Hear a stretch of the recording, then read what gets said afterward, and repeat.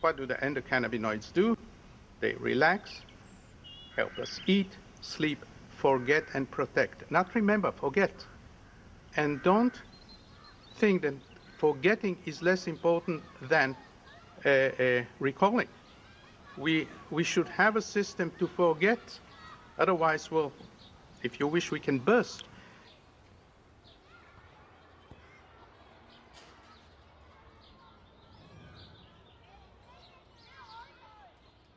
The first 2 years of my life were filled with such innocence, happiness, contentment.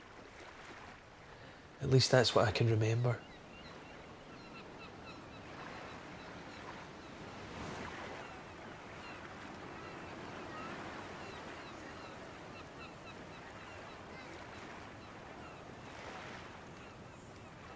And then my mum and dad split up and started proceedings for a divorce. After my parents separated, I felt like I was in survival mode. The lack of boundaries and structure that my mum found normal, my dad had positively reinforced and corrected.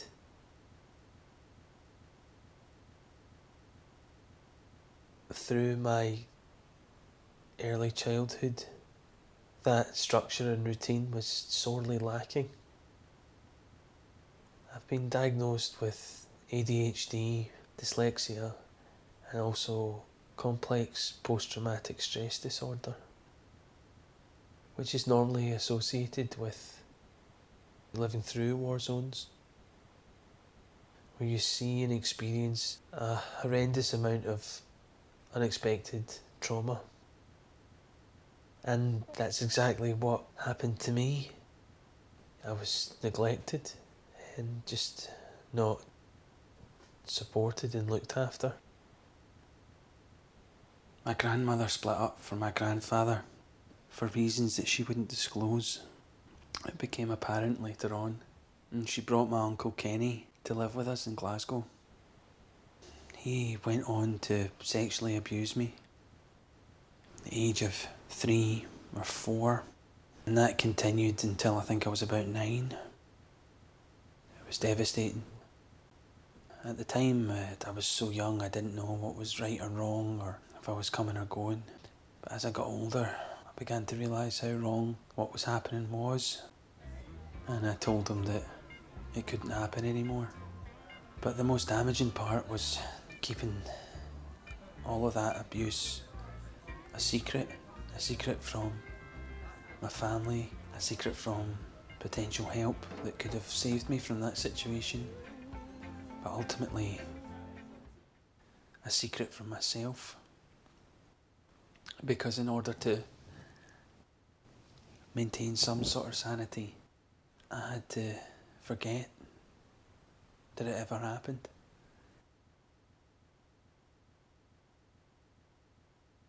The paradox to that is that on another level, my unconscious was in a permanent state of what's known as hyper-arousal. And the adrenaline coursing through my body was there and arguably is there permanently. My sister didn't really have a lot of love and guidance and support either. My father wasn't there for her. My mum definitely was overly indulgent, and she was left in charge of me for hours and hours at a time with no supervision. She delighted in taking advantage of me. She would bully me. She was incredibly vicious. I would say systematically tried to make herself feel better by making me feel worse. I'd always look up to her. I always loved her. But it was at a very painful price. My mum's partners were quite aggressive, used to beat me up to a quite extreme degree. I had so much pressure. I started getting into trouble and running about the streets and began smoking about the age of 5. And the rush of chemicals, and it made me feel something different, which made me feel something better, something else than the horrible pain, the reality of how much I'd not been loved. I tried gin at 6, martini at 7, whiskey at 8. I started burning things a lot. I was very destructive. I wanted to create the painful, chaotic reality that I felt inside the world around me. I was burning plastic bags in an old abandoned scout hall, probably getting high from the fumes, as much as stimulated by the sort of noise that the bag made.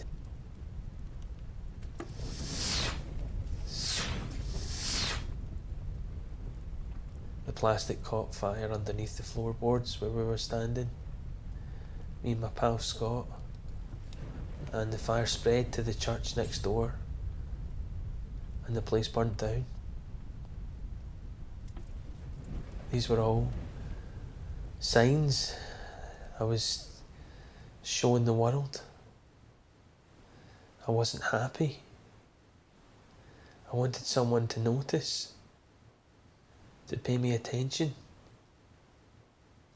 to love me. I needed to escape,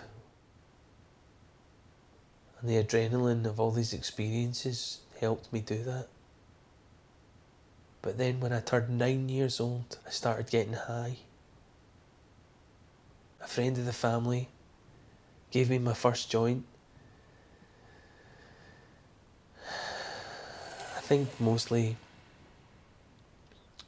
out of sympathy, because of the sort of mad environment you could see I was living in, and also how nervous and strained, broken. I feel like he pitied me.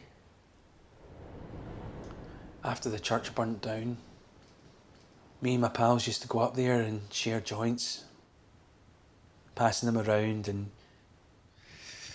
have a laugh, try to escape from the painful realities that we were going through. It all meant so much. It created a space, calmness that I'd never felt before. Created a release. Reality seemed too painful unless I was high. My mind just couldn't cope with the intensity that I felt about everything. And I felt a moment of clarity, a sense of perspective. I was able to laugh, to articulate such intense, complex emotions. It helped me forget all the horrible, painful, horrendous experiences. When I think back and remember how unhappy I was, I understand just what grass gave me.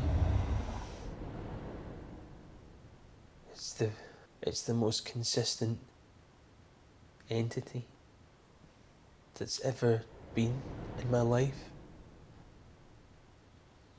It's preserved a sense of sanity where the need to forget was the next best thing to the feeling and the desire to kill myself. That's all I'd ever been made to feel. Of all the pain and suffering, hurt, neglect. It made me realise what I needed to be happy. My own family, where I could do things the way they should be,